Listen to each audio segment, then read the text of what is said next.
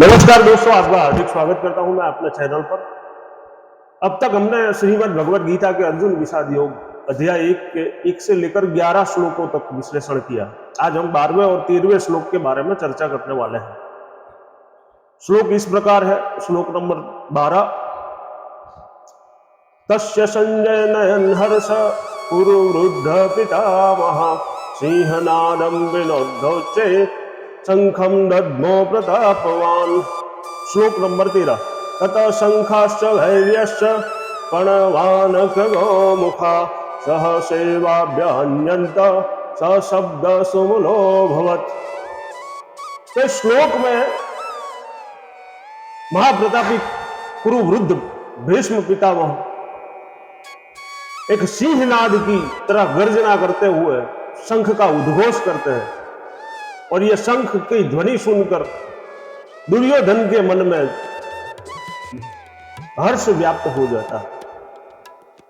दूसरे श्लोक का मतलब है, जैसे ही भीष्म पितामह का शंख का ध्वनि सुनते हैं तो उसके बाद में पूरे मैदान में शंख, नगाड़े, तुरई इत्यादि सारे वाजिंद्र बजने लगते हैं, जिससे माहौल एकदम वीर रस से ओतप्रोत हो जाता है। तो ऐसा उसका अर्थ है।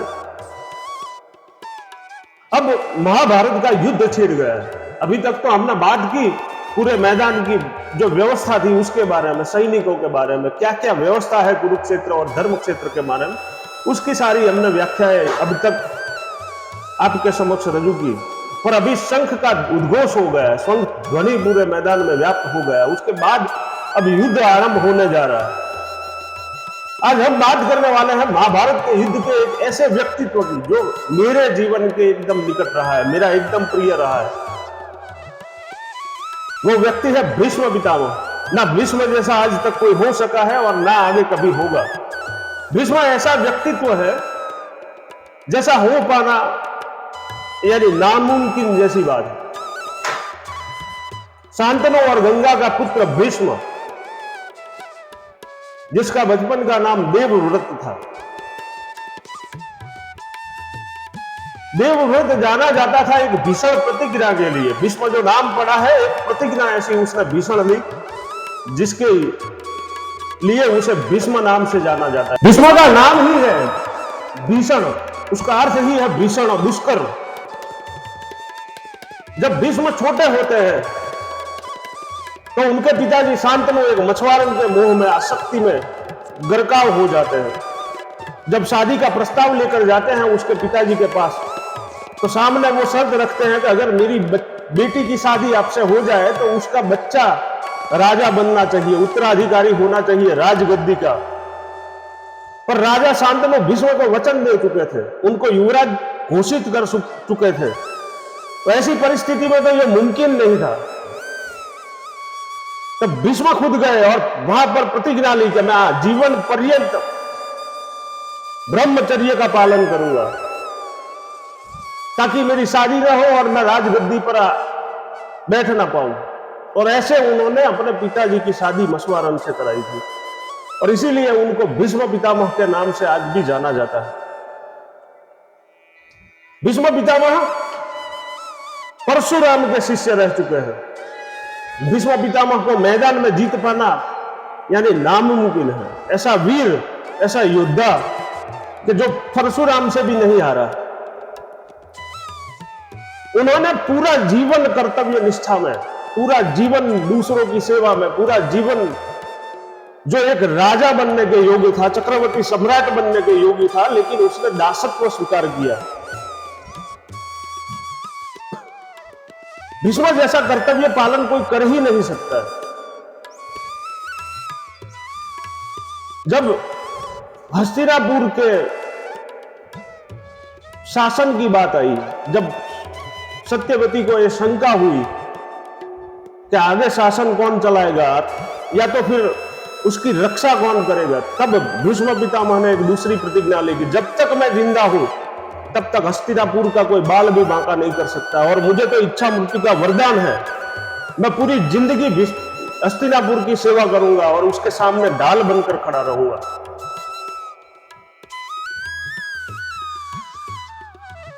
जब कुरुक्षेत्र के मैदान की बात हुई और दुर्योधन के मन में संशय हुआ कि अर्जुन तो भीष्म के लाडले हैं, पितामह के लाडले हैं, शायद उनकी और उनका झुकाव ज्यादा ना हो, शायद वो उनको जीत के लिए उनको सहायता ना करे। तब भीष्म पितामह ने प्रतिज्ञा ली कि मैं हर रोज 1 करोड़ योद्धाओं का वध करूंगा।